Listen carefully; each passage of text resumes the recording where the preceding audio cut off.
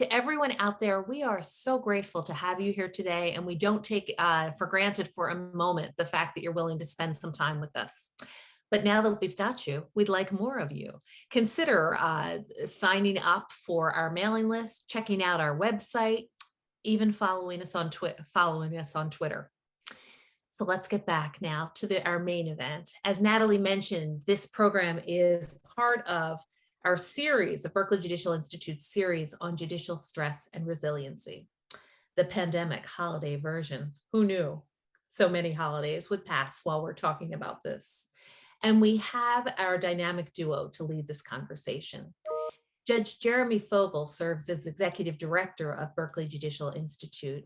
He's been on both the federal and state court in California.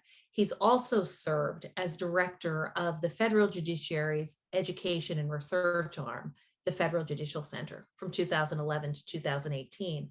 One of the many wonderful things he did as director of the Federal Judicial Center was connect the center and the judges that the center serves to the wonderful work of Professor Maroney.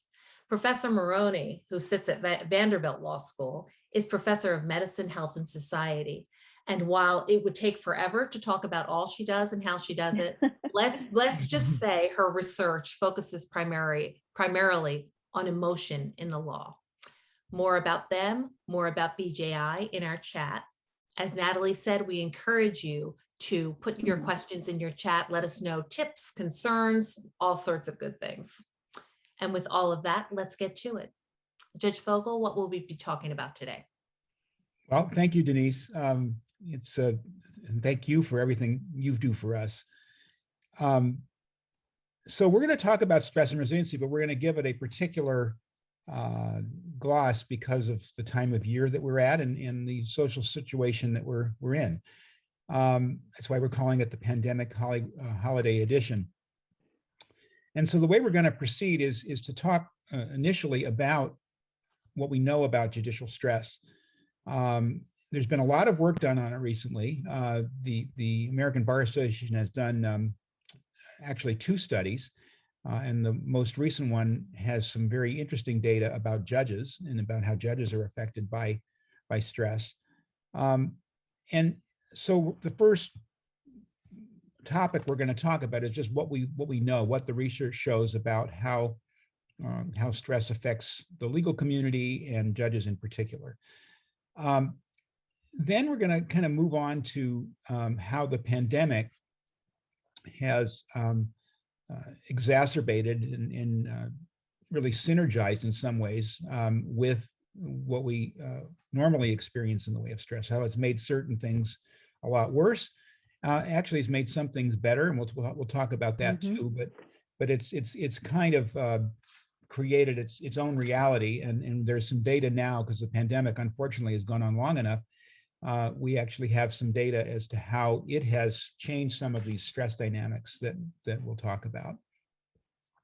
And then if we have time at the end, we'll talk a little bit about how around the holidays, it's totally normal and common for people to feel more stress than they normally do. There even something in the diagnostic manual about seasonal affective disorder that it's not an unusual experience for people to have. Sometimes the holidays are very, very happy for people and they're very restorative, and sometimes they're not. So we have time, we'll talk about that. And between each of these 3 sections, and even during them, we really encourage your questions and your interaction. That's part of what we want to do, is make this as useful to you as our audience as we possibly can. So please don't hesitate to put things in the chat, and we may very well just stop and say, we got a really interesting question. We'll talk about that. But I think where we'll start is Terry's going to talk about what we know from the research about judicial stress. Absolutely. So it's great to see everybody, and really happy to be here. So I'm going to get us started. As Jeremy said, hang on a second. There we go. With just giving us a little background on what are we talking about at all. Some of you have been to our prior programs. Some of you we're happy to welcome for the first time. So we thought we'd start with some basics. So this is not meant for you to read every word. This is more atmospheric. And the important thing is twofold. One is to realize that we've been studying lawyer stress and well-being for longer than we've been talking about, or let alone studying judicial stress and well-being. So we're playing a lot of catch up in the judicial world with trying to see to what degree some of the insights about lawyer stress and lawyer well-being do or don't translate into the judging space. So that's point number one from the slide. Point number two is just to get this basic idea that well-being is not a thing, it's a constellation of lots of things that you can think of as domains. And I really love this definition, actually, of thinking of well-being not as an endpoint, but as a process in which all of us are striving for thriving in each of these dimensions or domains. So our emotional selves, our work selves, social selves, intellectual, spiritual, physical. And again, this is going to be a lot of verbiage on the slide. It's less for you to read right now than to get the gist and then maybe look at it later. But this is some work that I've been doing with my collaborators. Oops, did my video go away? Hang on. There, I'm back. That was startling. Sorry about that. This is work that some of my colleagues and I are doing to try to customize this concept even more to judges. And again, the essential idea is trying to think, what is it professionally, interpersonally, cognitively, emotionally, physically, and spiritually that defines a judge with very positive well-being? So being able to competently perform your duties of office while relating to all the other people in the legal universe with civility, respect, professionality. Interpersonal we think of as appropriate balance, like work-life balance, work-life community, deriving support from other people, dealing with relationship challenges, just as everybody has, divorces, marriages, children being born, moving out, parents getting old and dying, friendships coming and going, being able to deal with interpersonal conflict. Cognitive wellness, you can think of maintaining that sense of cognitive function. You know, we're going to talk a little bit about brain function, memory, thinking, concentration, bringing the acuity and the sharpness and the objectivity that judges strive for. Emotional, good mental health, good emotional balance, coping with stress well, emotional regulation, resilience, a lot of the things we're going to be talking about today. Physical health, perhaps a little bit more self-explanatory. We're used to talking about that part more, but literally the functioning of one's body and maintaining it in good health. And then spiritual may sound like kind of an odd domain to think of for judges, but what it's really meant to convey is not, say, religious belief, but the sense of belongingness and purpose and meaning, being part of something important and finding that sense of meaningfulness and purpose in your life as a judge. So this is a slide that I hope people will return to and use as kind of a touchstone of like, well, maybe I'm doing really well according to my own standards in one domain, but I'm kind of not doing well in the others. And again, it's a journey, a constant journey to see how strong can we be in each of these domains. So that's the very quick and dirty about what are we even talking about with wellness. So let me again now give you a different kind of quick and dirty to open up some discussion on this, which is what we know from current research about judges in general and how judges are different wellness domains. So there's not a huge data out there, but Judge Fogel said there's some, right? So one really excellent source, this is the ABA survey that Judge Fogel was referring to a moment ago, is that a really terrific research group, including David Swenson, he's the Swenson et al. A national survey of judges that they published for the ABA in 2020. Now, this is the first and the largest survey of judicial well-being in the US. I'll give you a little bit of context. It had a very large number of judges responding, just over 1,000, which is great. They are almost entirely state court judges. They are predominantly trial judges with a small minority who also do appellate work, small but meaningful minority. It skews very heavily white, about 84%. it has rough gender parity, and it skews heavily over 50. So it's not actually not representative of American judges. That's actually a pretty good representation of the American judiciary, but it obviously leaves out huge portions of our community: federal judges, people of color, people who do primarily appellate work. So again, there's always Professor Maroney, forgive me, let me Yeah. break in for a second. Would you Please. consider, while we love seeing you, would you consider turning off your camera while you're talking about the PowerPoint? That might make Yeah. it even clearer. Thank Yeah, you so much. I think there's a bandwidth issue here. So Absolutely. yeah, How's that? better. Good. Okay, I apologize. So here is a chart that I think is really, really helpful to look at. So one thing in this survey is the judges were asked essentially to rank certain sources of stress. And so for all of you on this call who are judges, or on this webinar who are judges, I just invite you to look at the top 18 here, and specifically to look at the top 5. So you will probably recognize yourself in most of these, but not all of them. For example, number 10, insufficient staff support, is something that I have heard from a lot of judges who work in the state systems, but I virtually never hear from judges who work in the federal system. Running for office and reelection, same point, right? Just as kind of a non-issue in the federal system, except of course for judges who have to be reappointed. Some judges have a lot more security concerns than others, et cetera. Hearing contentious family law issues only applies to a portion of the judiciary. But if you look at these items that really touch everybody, they're the exact same sources of stress that tend to dominate my research with judges as well. So decisional impact, docket pressures, attorneys who are unprepared or incompetent or belligerent, or otherwise make the judge's life a whole lot harder. Self-represented litigants, again, not because these are uniquely difficult people, but these are people who don't know the rules of the game and have very, very different implications for how judges can do their jobs. This is a huge one, number 5, dealing repeatedly with the same parties without addressing underlying issues, right? That can give a sense of being sort of a cog in a machine, a sense of competency at the job, but not efficacy in making anything better, which is a very difficult place for judges to be in. So I just want to ask you, Judge Fogel, actually, as you look at this, are there any that really leap out at you on this list that I haven't touched on?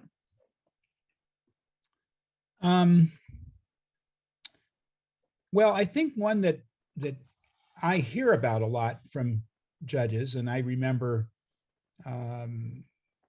thinking about when I was sitting, was isolation. It's Yep. down the list. There it is, number 9. Yeah, and we'll talk about that particularly in the context of COVID, because COVID increased isolation in most instances.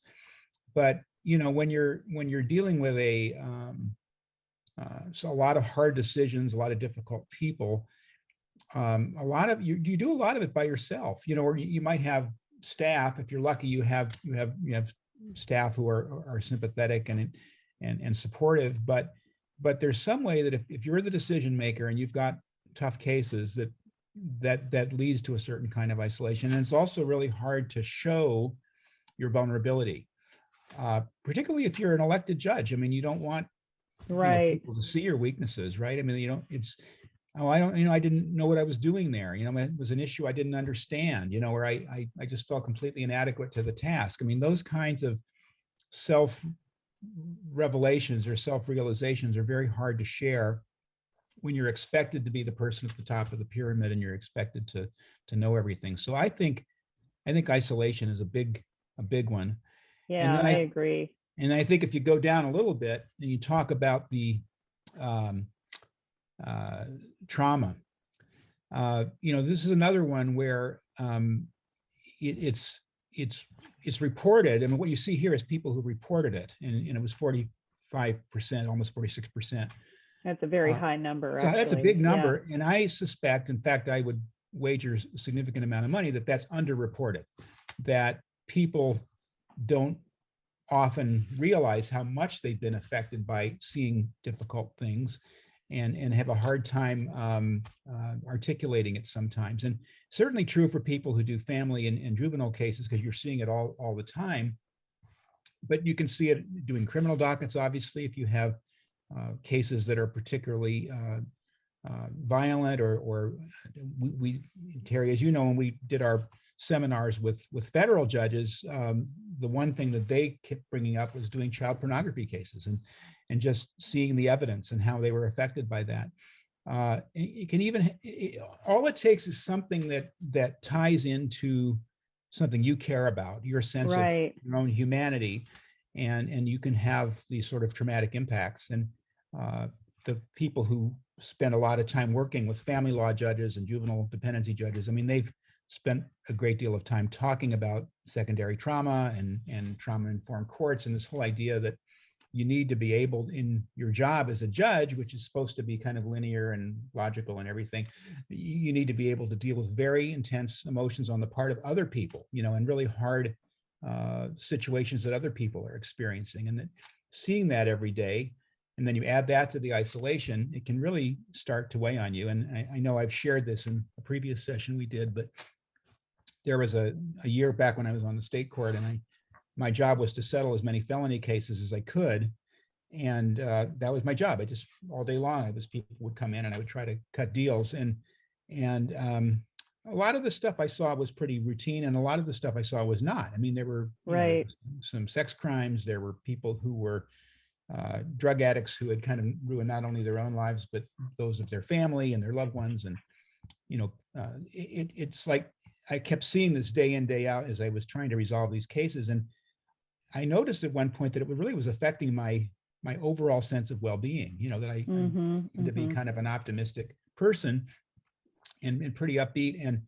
And at the end of doing that assignment for about 4 or 5 months, and I remember commenting to a colleague, I said, people suck, and that's just not me, but that's how I felt. No, it's not at all. And that's just how I felt. So it really, I think this one with secondary trauma is underrated as a source of stress. I think judges tend to block it out. There's some denial going on, or some avoidance, and I think so. I think that's probably a bigger one than the survey actually. And then the survey actually shows it to be pretty darn important, right? But exactly. I agree with you, and it puts me in mind of a conversation I had with a judge once who had gone through a very traumatic episode and tried to talk with some of her fellow judges about it, and essentially was met with laughter, not laughing at her, but sort of laughing it off in a way that she found very startling and reflective of what she characterized as sort of a macho culture, like, oh yeah,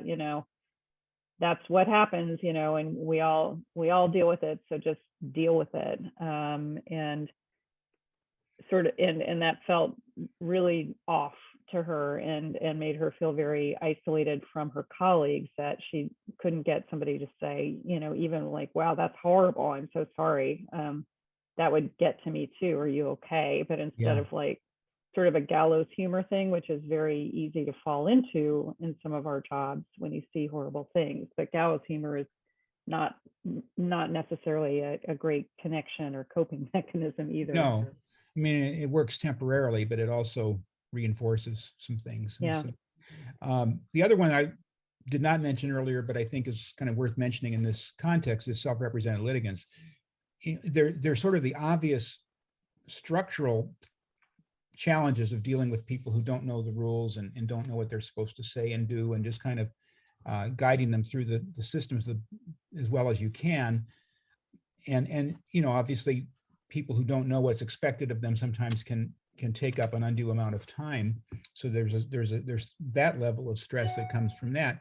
But I think the other thing that can happen with self-represented litigants is that particularly if they're bringing in a lot of stuff, if they're bringing in a lot of emotion, if they're looking for something from the court that's just impossible to achieve, then that puts emotional stress on the judge, I think, and I think people react more or less Graciously. Yeah, Yes. I mean, it's like it's like in family courts now, it's a majority of parties are unrepresented, and so to be able to navigate those calendars, when you sort of have people who they don't know the rules, and they don't know the expectations, and they have unrealistic expectations, And and it's they're upset. often a really horrible moment Yeah, in their lives with a whole lot exactly. at stake, right? They're deeply upset. They hate the other party.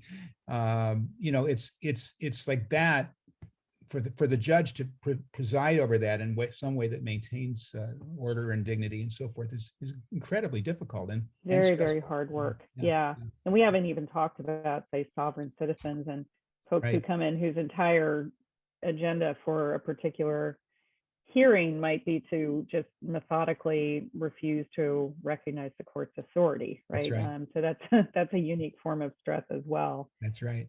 Well, let's keep moving through what some of the data show us, and I want to just show you some other big picture findings from this particular survey.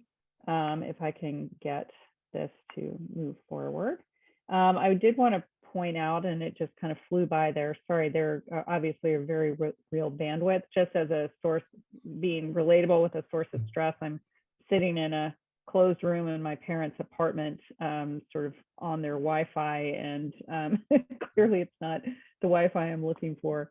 So here are some other really important takeaways. So this is again from the U.S. survey, and again, primarily state judges, primarily trial judges. And of the judges who answer this survey, close to 10% engage in some degree of problematic drinking, which is not a good number until you compare it to that of lawyers, right? And then it looks like a better number, but still probably not where the profession would like to be. A range between like 12 and 20% reported at least some kind of depressive symptoms. I've given examples of what they were using as depressive symptoms: negative thoughts, depressed mood, not having anything to look forward to, not finding your work meaningful. And then also thoughts of self-injury or suicide within the last year, which again is a very small number, but you'd like it to be a zero number, right? 2.2% of the judges who responded to the survey did report thoughts of self-injury or suicide. Again, just to compare that, it's much lower than lawyers, at least if you look over the course of lawyers' careers, and it's lower than law students, but still not quite the number you'd like to be at. In terms of anxiety symptoms, it's important to see that up to, again, about 20% reported at least some kind of anxiety symptoms. And you can see the examples here: feelings of anxiety and apprehension, intrusive thoughts, particularly of traumatic images, right? Speaking of secondary trauma, difficulty breathing or excessively rapid breathing, or conscious worries that the judge might panic and lose control. People also reported on things that they do that are helpful, and I wanted to point out here the top 5 resiliency practices that people reported engaging in were taking care of their nutrition, engaging in physical exercise, right? So supporting the body is supporting the mind and the emotions as well as the physical apparatus itself. Reading, right? Finding ways to sort of escape into other worlds. Social support, family, friends, colleagues, and hobbies. Again, things that just put you in a different mind space. And the last thing I'll lay out from this particular survey is resiliency gaps. And resiliency gaps, I think, is such an interesting thing to have measured, because what it's talking about is the space between what judges would like to be doing and what they're actually doing. So these are the ones with the biggest differential between desire and reality. And the biggest gap was asking for peer support, specifically peer support from colleagues, engaging in mindfulness and other relaxation techniques such as yoga, and offering personal support to or engagement with colleagues. So this, I think, is really, really significant. Mindfulness and relaxation kind of come of a piece, and the asking for peer support and the engagement with colleagues also comes as a piece. So what do you think, Judge Fogel, about those particular resiliency gaps? I think it's incredibly revealing. And I think, this is the what happens when you have people who feel isolated is that they wish they didn't feel isolated. You know, they're looking for someone they can open up to and they can feel really supported by. And the flip side of that is being able to do the same for somebody else, you know, to have a really honest and supportive conversation about the work we all do. And it's very hard to do. I mean, I talked about this already, but you know, it doesn't feel safe to open up. It's hard to find somebody who you trust enough to open up to. The people who are in your immediate workspace, you know, you have to consider the power differentials there, you know, so they aren't Right. your peers in terms of the organization of the workplace. And so, you know, the relationships aren't quite the same. And I think it's a real challenge. And I've been working with judges judicial education for a really long time. And this one just keeps coming up. You know, who can I talk to? Who can I share Right. this traumatic experience with? Or who can I look for some perspective or some guidance? I mean, it's just a constant yearning. And it is when you find it, it's a tremendous source of resiliency. And I have been really fortunate in my career, and I'm sure some of the people listening to us have been fortunate to find people who I really could be frank with. And it made such a difference to me. It just, you know, to be able to do that and to be able to say, well, I'm worrying about that too much, or, you know, I mean, I'm kind of thinking about this the wrong way, or, you know, I'm taking it too personally, whatever, you know. Some way of breaking yourself out of your own head and your own emotional patterns with somebody who really, really understands the job that you do. And, you know, in another program that we've done together and that I've done individually too is, you know, ways you can actually build these kinds of relationships. I think it's really an important resiliency practice to figure out who and how and what, you know, goes into supportive peer relationships. The other one, though, the one with mindfulness, and it's interesting, I was just thinking about this today. So with great trepidation, because I was afraid that I would just end up being laughed at, I wrote an article about mindfulness and judging about 5 years ago. And it was just very simple, just talking about what mindfulness practices are and how they relate to what judges do, and how, in my opinion, they can help judges do a better job, not only of taking care of themselves, but also of doing their work. And, you know, it's so interesting that I got one today, and that's what made me think about it. Every now and then I'll just get an email from somebody who I've never met. And they'll say, I read your article about mindfulness and judging, and it made this enormous difference to me. And I had never thought about these things. And so it doesn't surprise me at all that there's a gap. That what we're talking about here are various kinds of practices. I mean, in my case, it's meditation, but there's many others. I mean, there's meditation and there's yoga and there's qigong and there's tai chi, and there's just a whole host of practices, gratitude practices, taking walks outside. I mean, if you go to the website of the Greater Good Science Center at Berkeley, there are, I think, about 80 odd practices you can engage in to increase your mindfulness. But basically, what you're trying to do is increase your bandwidth. It's to do something that allows you to take care of yourself and be in the moment. And it could be deep breathing. I mean, meditation is largely just breathing and letting your mind kind of clear itself. And if you do that on a regular basis, and you do it day in, day out, month, year after another, you actually over time rewire your brain. And similar research has been done with yoga, and you get a sort of a similar change in your neural passages. And that allows you to deal with stress more intentionally. You know, as stuff comes in, you are, instead of just reactive and having it bounce right off of you, you are able to think about it as well. Okay, how do I want to deal with this particular stressful event? So to me, it's just very encouraging to see that the judiciary in this survey identifies these practices as things they would like to know more about. And I think this is a real educational challenge for us. Absolutely. And I just let me interrupt for a second, if you don't mind. Terry, please. You are such a multitasker that you're responding. I know, I always say don't multitask and then I go do it, but yes. No, but I think it's worthwhile to address the fact we had a question about how did these stats compare small courts, big courts, rural courts, Yes, urban courts, 2 colleagues, 15 colleagues. And then exactly. before I Yeah. turn to the two of you, one suggestion has come through the chat that if the resiliency gap is something we want to address, wouldn't it be great to task those who are lucky enough to do orientation programs for new judges with reaching out afterwards, making that a regular part. And I know some Yeah. orientation classes do that, but let's turn back to the bigger pieces. Did you find different results based on the situs of the court?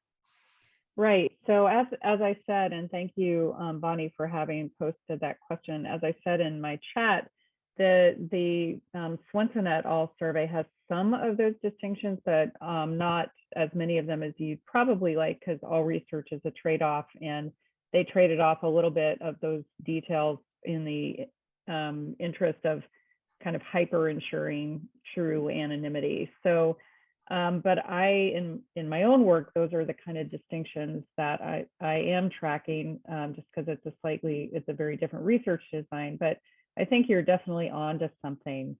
I've talked to judges who say, I'm literally the only judge in this courthouse. And so the people I hang out with, I talked to a judge in that situation who said, what I did is I bought some rocking chairs and I put them in the loading dock of the courthouse. And when I need to talk to somebody, I hang out there essentially with all the folks who are working, stock and staff people who will come and hang out with me in the loading dock. And I just need human beings. And so those are my community. And then I talk to other judges who are like, oh yeah, I work in this huge urban courthouse and I have 15 friends on this floor and we have lunch every day. So those are serious Yeah, and distinctions.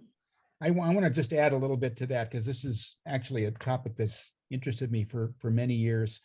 I used to counsel judges who had received disciplinary complaints, and it was essentially like the commission that was handling the cases identified people who they thought, if they had a chance to talk to a peer, they could improve whatever the behavior was that had gotten them in trouble. So that was essentially the role that I had. And we had a disproportionate number of our clients, if you will, or the people who refer to us, came from small counties in rural California. And as sort of looked into the conditions they worked in, they were either the only judicial officer or they were one of like 2 or 3. They were in small towns. Everything they did was kind of in a fishbowl. They didn't Right. have any privacy. Everybody knows exactly who you are. You exactly know most of the people who appear before you. Precisely. The people and they see you around town. And I think those folks, in my experience, had a very different kind of stress than people who worked in a big courthouse. It was just some of the stuff was exactly the same, but I think there was a particular stress that comes from being isolated physically in that particular way. Yeah. Well, I want to talk about isolation a little bit more. So and I'm also mindful of our clock. So let me move through just a little bit more of the data, and then we're going to pause on the isolation data for a minute, and that'll give us a chance to revisit this question. So that's all I want to present from this, again, very wonderful study that's been published by the ABA. And I imagine that the amazing BJI people can probably find a way to post a link to that before we end our webinar. And if not, I can try to do it at the very end. So I wanted to take a moment, though, to recognize the wonderful work that our colleagues in Australia are doing. Let me see again if I can get this machine to actually respond to any of my commands whatsoever. There we go. So there have also been really wonderful survey work done with the Australian judiciary, which, like ours, is a common law judiciary, and there are a lot of parallels between their work and the work that judges do in the US. I think there might be at least one person from this terrific Australian research team on our webinar. Carly Shriver, I'm looking at you. I think you might be here, and if so, feel free to unmute and chip in. But this is just a little snippet from an abstract of their first publication. And again, I really commend these to everybody. And there are a few, just some simple things I'd like people to draw from this. And it's this part that I've put in highlighter, which is some takeaways. So the results of these surveys suggest that, like lawyers, judges and magistrates in Australia have elevated psychological distress and problematic alcohol use, as well as symptoms of burnout and secondary trauma. So that's just kind of the where are people at. But if you look at the comparative data, all is not lost, right? Because the rates of depressive and anxious symptoms are relatively low relative to lawyers, right, and others in the legal profession. They are actually more in line with those of the general population. Now, again, that doesn't mean like, oh, whew, okay, we don't have to worry about that, because it really makes the point that judges are humans, and even if judges are no worse off in general than the general population in terms of depression and anxiety, that's still a problem for the judiciary, right? And something we should care about. And I love their phrasing of this, is that the findings reveal a judicial system not yet in mental health crisis, but under considerable stress. And again, I think there's such a temptation among judges, at least in my decade now of working with judges, for people to say, well, you know, this is the greatest job in the world. Who am I to complain? And, you know, as long as we're no worse off than sort of the general US public, so many people are so much worse off than we are. Well, you know, that's not a great baseline, actually. That's not a great baseline.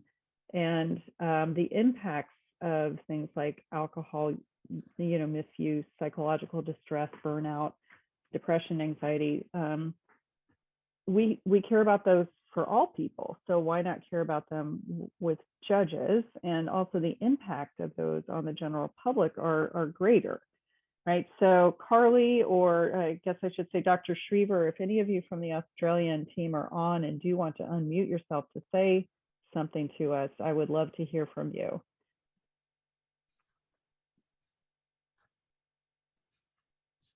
Okay.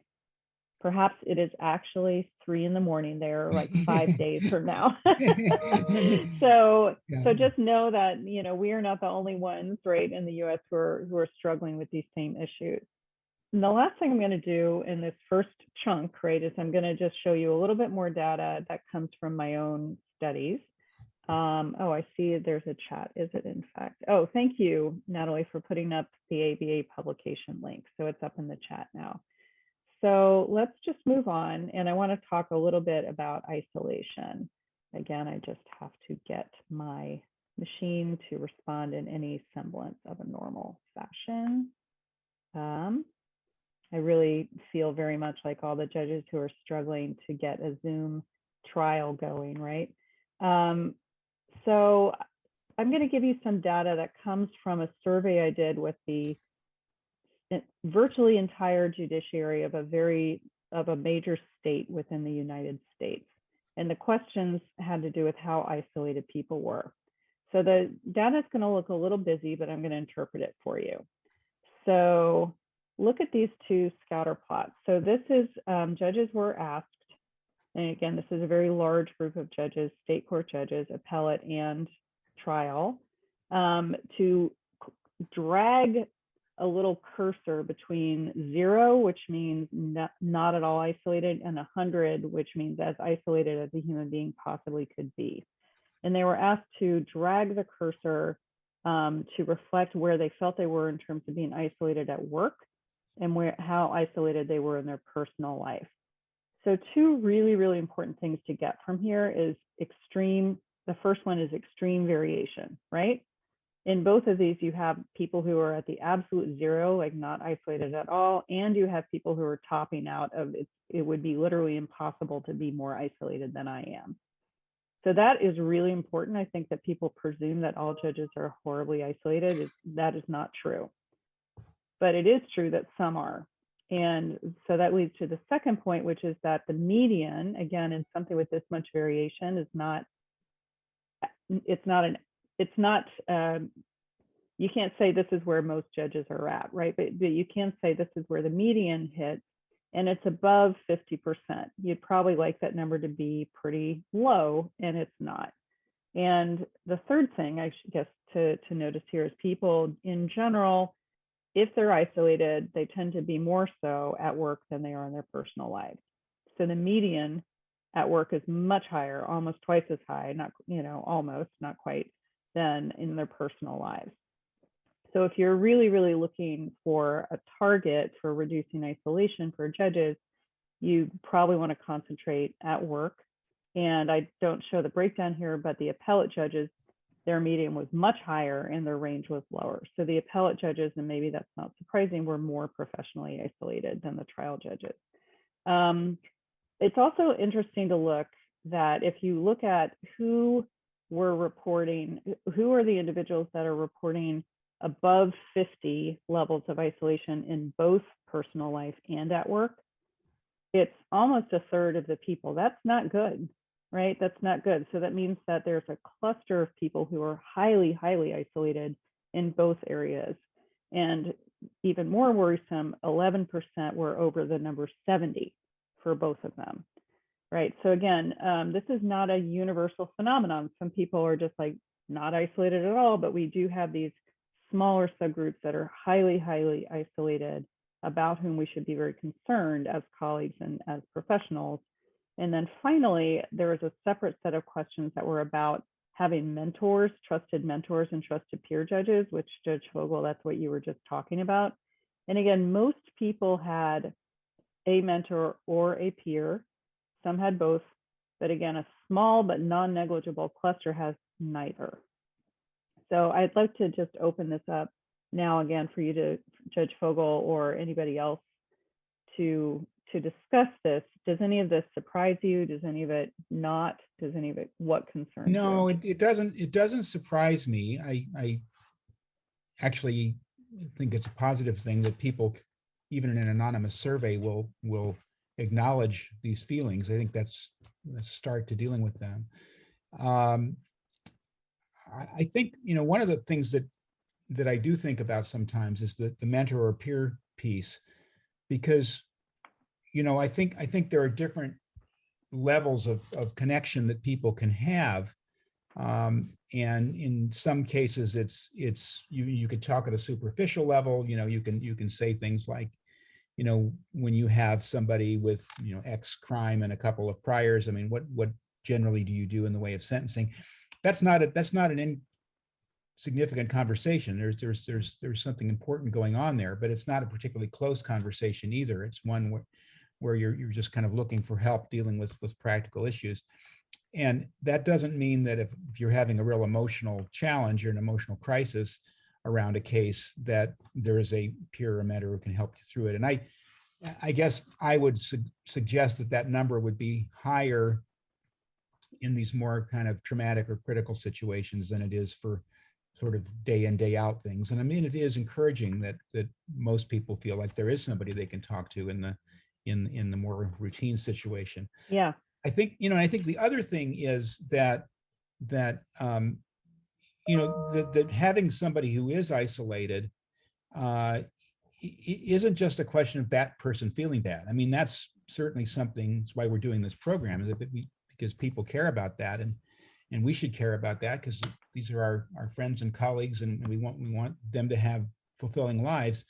But I think it's also in terms of the public impact, and you mentioned this a little bit before, that if you get a judge who's really isolated and doesn't really have these kind of checks and balances in their own emotional life, that you can get some real problems. I mean, they can do bad things. I mean, they can mistreat people. They can overreact to things in ways that are harmful.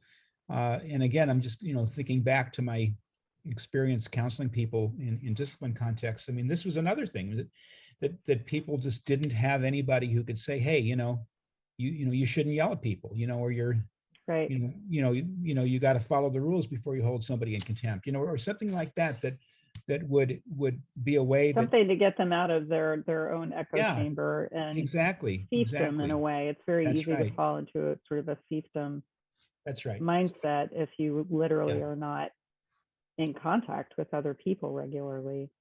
That's right. Absolutely.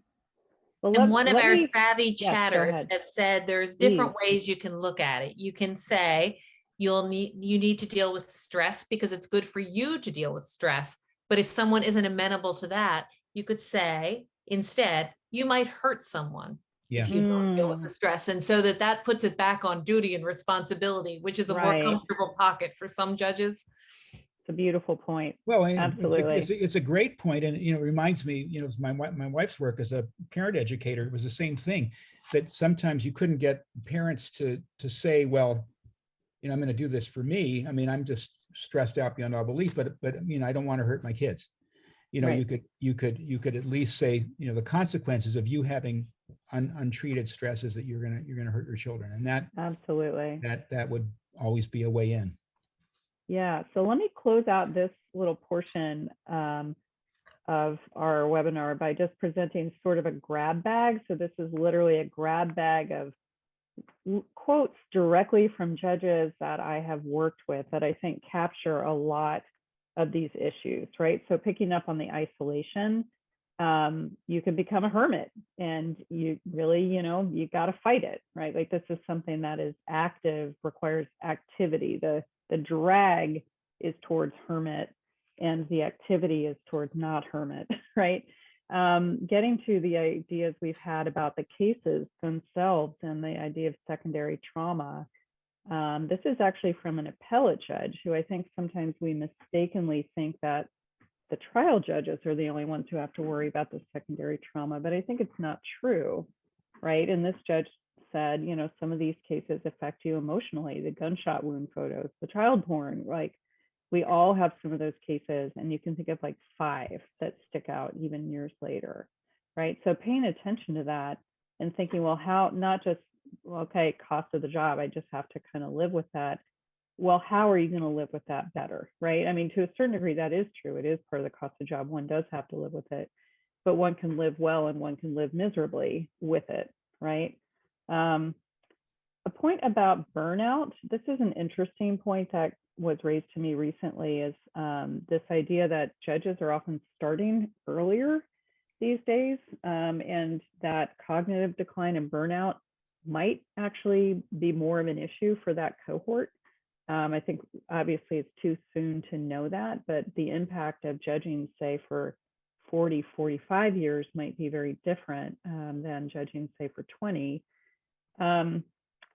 This, I don't take off for long periods of time. It's stressful for me because there's such a pile of stuff left there. It's sort of a catch-22 that I hear other judges talk about as well, that things you would like to do where people would say, you need a break, you need to take a vacation.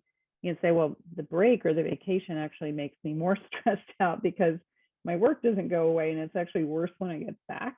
So then you never get those breathers. This is what I call decisional burden. People saying, look, I'm often the last word. And that's not just true for appellate judges. Often, trial judges are, generally the last word on the vast majority of decisions as well.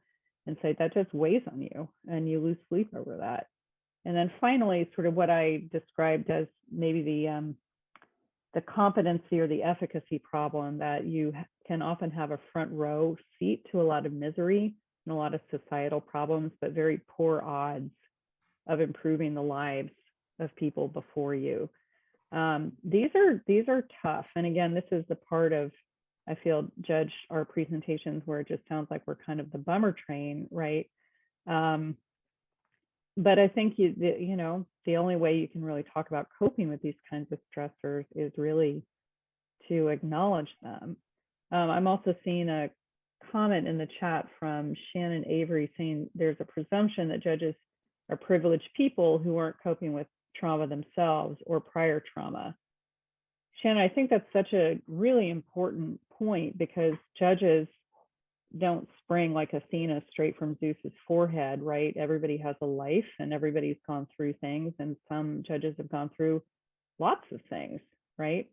In our lives, or I should say in their lives. Sorry, every now and then I slip and think I'm a judge. Sorry about that. But Jeremy, let me open that up to you. Well, I mean, it's such an important point. I mean, really, both of you made really important points, but I'll speak to Shannon's first.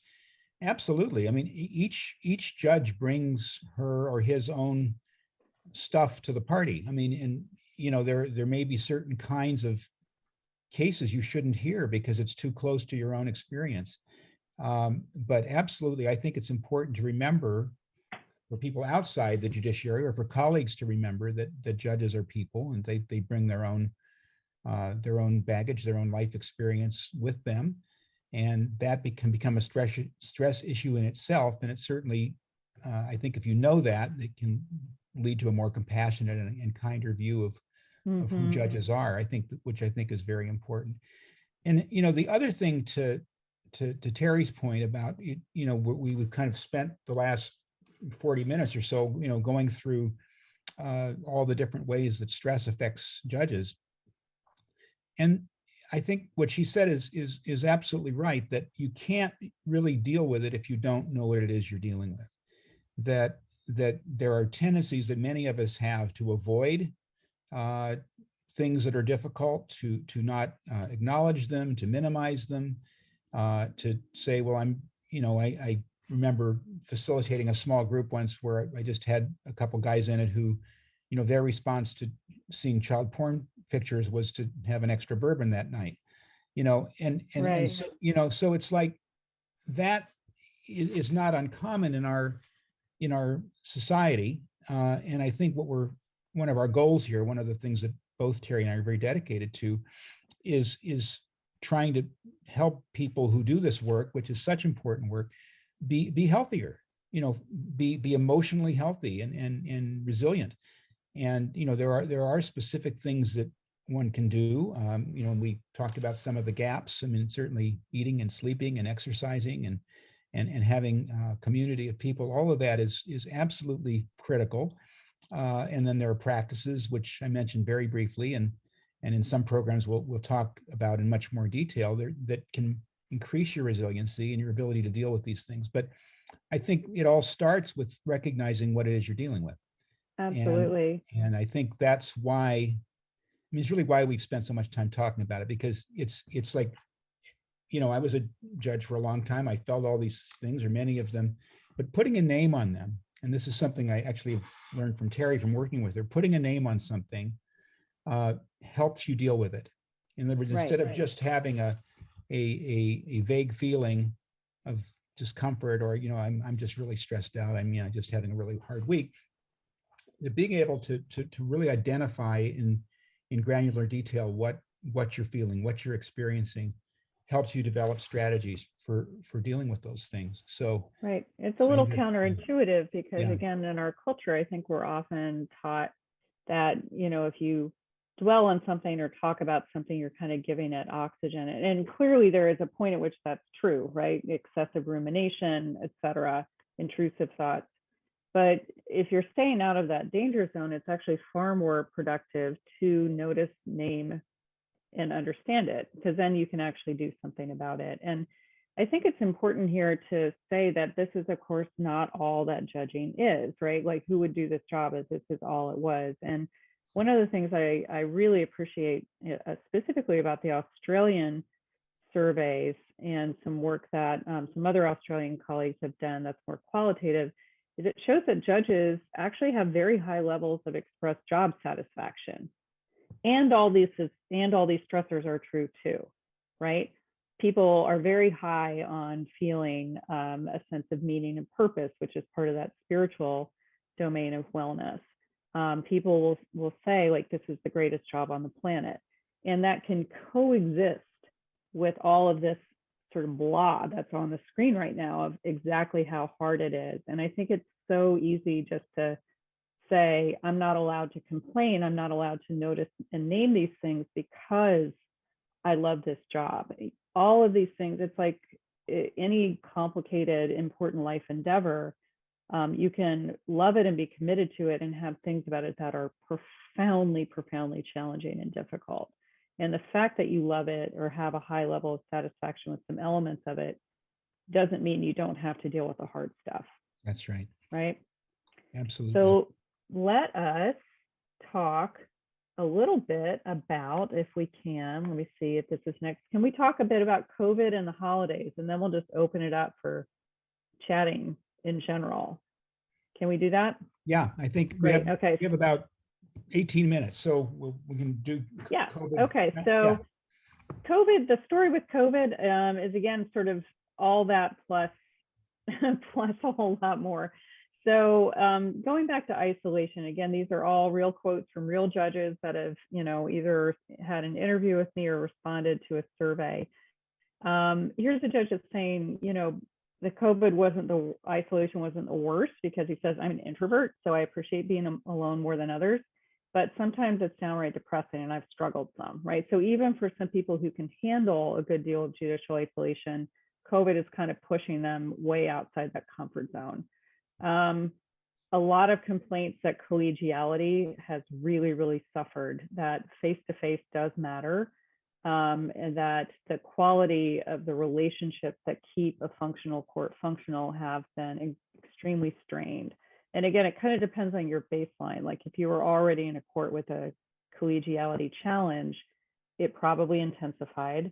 Though truthfully, as some judges have also said, that their collegiality was so bad and the internecine warfare within their court was so extreme that isolation has been helpful, because it's taken a little bit of the pressure off. But that pressure will probably be there when you go back. Most people, though, say they miss their colleagues, and it's made things a lot harder. One judge said it's just made us all a lot more cranky, right? People have less patience with each other. One judge encapsulated, I think, what a lot of judges are expressing, saying that the shutdown and the pandemic increased my level of stress, at the same time that it removed the ability to engage in the activities I use to release stress, right? So kind of a double whammy. A few judges have said, again, some very different things, like appellate judges in particular. I've heard from quite a few of them. This is a direct quote, again, saying this kind of judging is actually ideally suited for telework. And I hope actually that we keep some of this up after it's over. It's shown us something that's helpful. And, it's a lot of work for an appellate panel to assemble in a faraway city. It's expensive. Maybe at least there's some ways in which some lessons from COVID could be helpful to us. And then I've gotten completely contrasting messages that I will sum up with these little bubbles here. Like the downside is like this feeling of no boundaries, there's no standards, nobody knows how to act. The parties and the lawyers aren't even dressing properly. Nobody knows how to act on Zoom. I can't stand staring at the screens. I sit in my chair all day, right? So that's kind of the cri de coeur. And then some other people are like, I love wearing sweatpants all day with a robe over it. I get to see my family much more. I got a puppy. I don't have to commute, right? So it's not all awful. It's not all awful. But some of it is very, very hard. Again, I think this is a scenario where the appellate judges tend to be faring perhaps a bit better than the trial judges, just because their jobs are literally easier to do under these conditions, but the isolation that they suffer already is very deeply exacerbated now. So I'm just going to pause here. Let's just all talk about COVID for a minute. I will just add a couple thoughts to this, Terry, and then we'll see if we have anybody in the chat. But I just remember when this started in March of 2020 and everything shut down suddenly, that I think the expectation most people had, I certainly was among them, was that this was going to last a couple of months. And I remember there was some emergency policies that the Administrative Office of the U.S. Courts put out, to allow for virtual proceedings. And they said, we'll do this for as long as the emergency lasts, and then we're gonna go back to business as usual. And I know for a fact that when that was put out, the thought was, well, this is going to be, by May or June we'll be fine. Right. And so and here we're we almost are. 2 years in now. Yeah, we're 2 years in, no end in sight. It's we keep getting different variants, different waves. I'm enough of an optimist to think that we will normalize more, but I think, we started in a mode of this being a unexpected and short-term disruption, and now it's really changed life in ways that I don't think we can undo. And I think it's exposed fault lines in our society and our relationships, it's opened up some things too. I mean, it's allowed for us to do programs like this. I mean, there are ways to reach more people and do more education and get people all over the country and all over the world interacting with each other in ways that maybe they just didn't think about before. So I think those are all positive things, but it's also, I think, really pointed out some of the ways that social inequalities cut, because, my experience of the pandemic is very different from that of people who live a couple miles from me here in DC. I mean, it's just, Right. it's just, there's just a lot going on. And, we keep thinking we're almost done and we're going to move on and we're going to be back to something else. And then we keep getting disappointed. And I think that repetitive process of hope and disappointment really Mhm. wears on you. Yeah.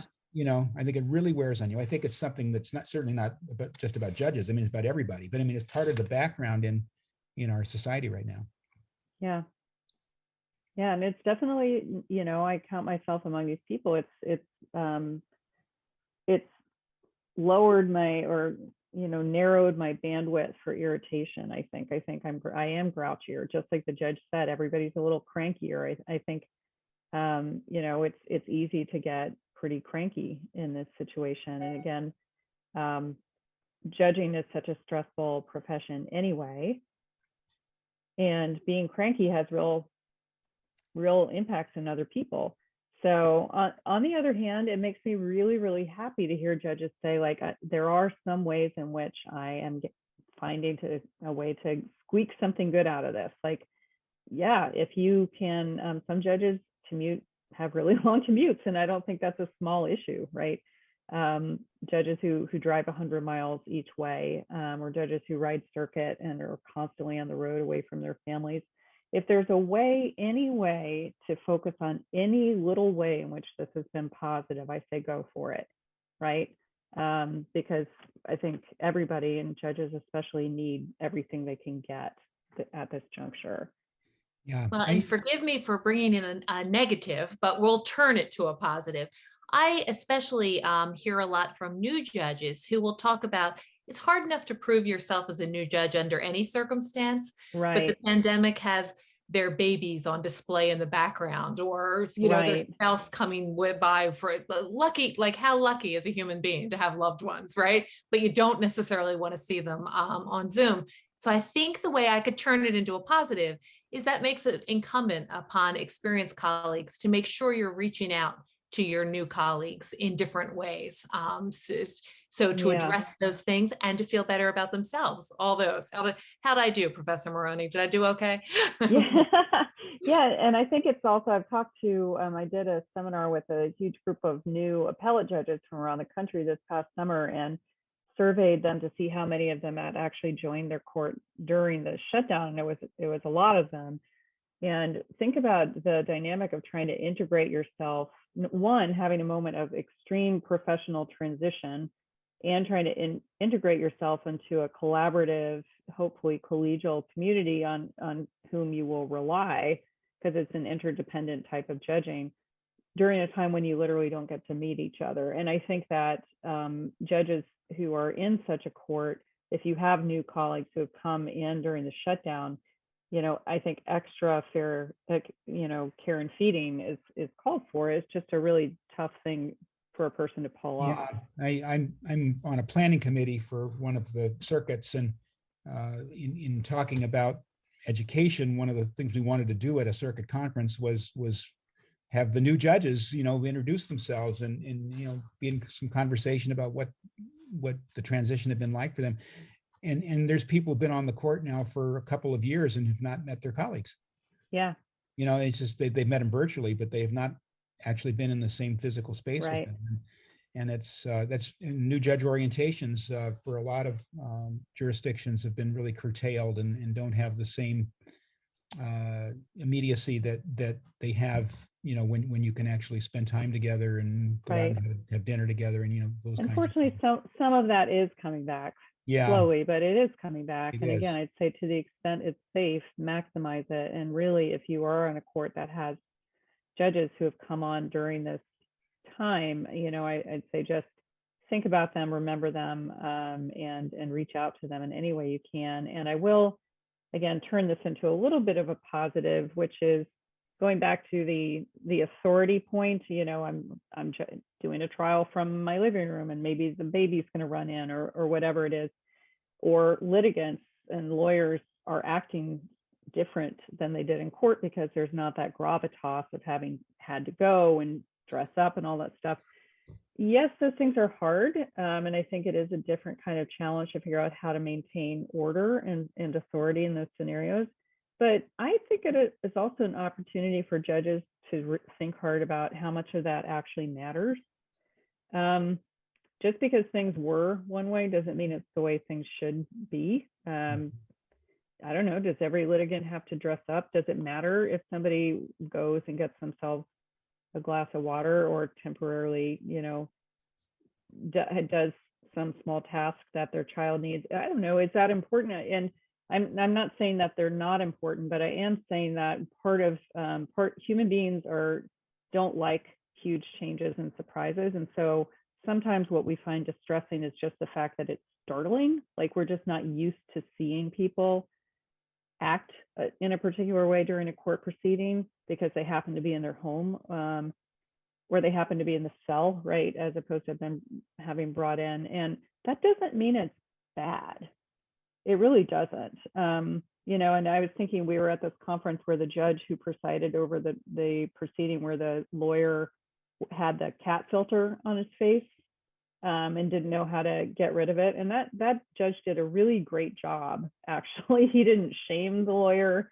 He didn't have a fit or, you know, sort of pull authority. He was just very calm and very like, well, this is the situation we have, you know, and no, you don't want to normally have lawyers showing up with cat filters on their faces. But was it the world's worst thing? It was not, right? So I think it's an important moment to just think what really matters here. Yeah. And what really matters is, you know, respect and people being heard and issues being fleshed out the way they should, and process, and again, respect. And sometimes we don't need all of the bells and whistles that we think we do to achieve those goals. And this is, I agree. And I think this is the kind of thinking we need to do.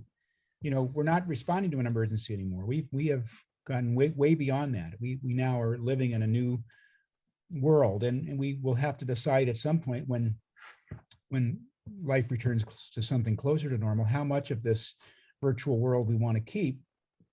I hope we keep some of it, and I hope that when we keep it, we think about the kinds of values that Terry was just talking about, like when should we be formal? When should we have people dress up and the judge be in a formal setting? And when is it less important? And, you know, how do we evaluate that? How do we make sure that we are honoring all of the values of our system and not just defaulting to what we had before? And I think there's a real opportunity to be creative and to try to do something better than we had before the pandemic hit. I think that is the hopeful side of it, that it's an opportunity.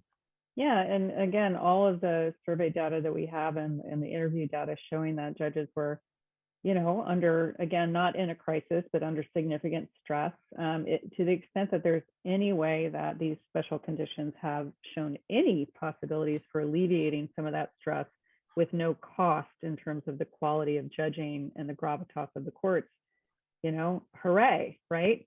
You definitely need order, right? Somebody just said, as a court reporter, I will stress some amount of order is necessary to create an unusable record. That is precisely the kind of thinking, Diane, that I think is so important to say, what is actually needed here? And what is the minimum of order we need to achieve that goal? And anything other than that is kind of negotiable. Right? Yeah, no, and this is anything above that is not worth losing your mind over. This is going to be BJI's next big research project. Actually, is to try to analyze what are all the interests that are involved in court proceedings and how do they map onto virtual proceedings. Correct. And you know, you'll have to figure out. Yes, the court reporter has to be able to make a usable record. You know, I can't begin to tell you how many court reporters told me to slow down or they weren't going to have a usable record. So, you know, it's right. That one particularly resonates with me. But right. You know, there are all sorts of things like that we need to think about. Absolutely. And I noticed that my machine just moved itself into really the last portion here, which is just saying a few words about holidays. So my family, I'm visiting my family, which is why I'm holed up in my dad's study right now. And we last night watched the classic, National Lampoon's Christmas Vacation, where everything that can go wrong goes hilariously wrong. And so I put this up as a somewhat humorous reminder that these are stressful times of year, whether you're celebrating Christmas, Hanukkah, Kwanzaa, solstice, New Year's, none of the above. It kind of doesn't matter. There's a lot of pressure at this time of year to be happy and to be together, and things are supposed to be a particular way. And you know what? They're usually not under the best of times, and there's still hilarity and joy to be found, right? But it can be a hard time, again, sharing personally, we lost my aunt this year. Is very hard, and this will be our first holiday without her. I'm sure a lot of people are suffering those kinds of losses, right? So I think, the only point we really wanted to make here is just to, again, name it and just say these are stressful times. There's a lot of pressure, again, to feel and be a certain way that you may not feel and you may not be. And that's okay, right? And that's okay.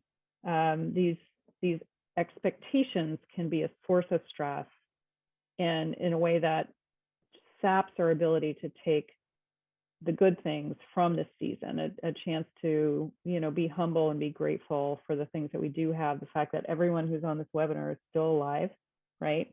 It's a kind of a baseline gratitude moment at this moment, and still able to have our jobs, double gratitude, right? So just don't be this guy, right? It's kind of the message here. Don't be this guy. Maybe we should go for something more like that. Yeah. So there you go. And my 3 words for wishing everybody well and a safe and happy and healthy holiday season are, number 1, humility. Terry just mentioned that. And to me, humility embraces gratitude, being grateful for what you have and all the things that have come your way. And I think humility also has curiosity in it, that you want to know more. You're not done. You want to know more about life, and you want to know more about other people and other things. And so I think that's one. Kindness for sure. Just treating other people as kindly as you can, and being compassionate, feeling other people's pain to the extent that you can, and recognizing that everybody's got their road to hoe, and to the extent we can be thoughtful, mindful about that's a good thing. So we've got some other comments we haven't had time to address. A couple from some judges in Santa Clara County who I recognize and who I am happy to see commenting, and we'll just have to do this again, Terry. But I think the takeaway that we want to leave all of you with is to just celebrate your life, and be kind to yourself. Be kind to yourself.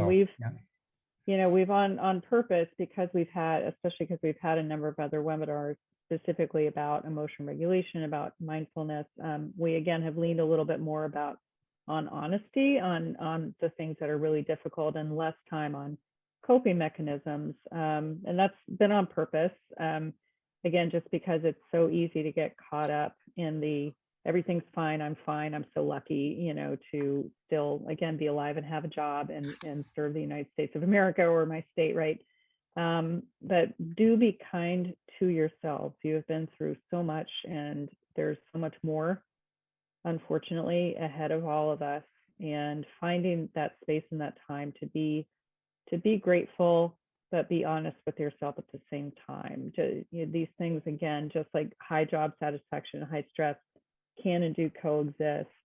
Being profoundly grateful, but also being really, really honest about these challenges and about the need to get out ahead of them in whatever way makes sense to you. Those things coexist as well.